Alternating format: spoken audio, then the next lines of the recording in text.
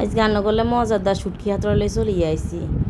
তবে শুটকি হাতড়া করবার সময় অবশ্যই গোটা রসুন আর পেঁয়াজের সাইড হেলেনে করে দিলে সেই শুটকি হাতড়া বেশি মজা হয়।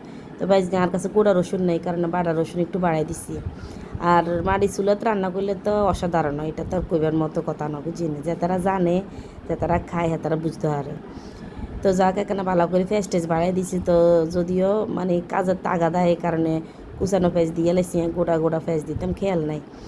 আর এখানে বেশি করে মরিচ বাটা দিবেন, মরিচ বাটা দিলে কিন্তু অসাধারণ স্বাদ হইব, বেশি হওয়া হইব। আর পেঁয়াজ বাটা হাইলে দিবেন, না হাইলে দিবে দরকার নাই। এনে পেঁয়াজ বাটা করি না ছিল এই কারণে দিছে, না হইলে দিতাম না। পেঁয়াজ বাটা দিলে নিচে দিয়ে লাগি যায়। এলগা তো কতজনে কইবেন বুঝে কোন নিচে দিয়ে লাগি যায়, আমি মানুষের কথা কই না, আমি কইছি তেলে কইয়ের কথা, বুঝছেননি? মানে যে কড়াইতে রান্না করবেন সেই কড়াই নিচে দিয়ে পেঁয়াজ বাটা আগে ভাগে দিলে লাগি যাব। তো অনেকে আর ভিডিওতে এতটা রাত ইয়ান দেখি অনেকে জিজ্ঞেস করেন যে বুঝে এতন কে আনের হাজব্যান্ডের আপনি দেখা যায় না গো, এত নিচে চাচি শাশুড়ি, বুঝছেন নি?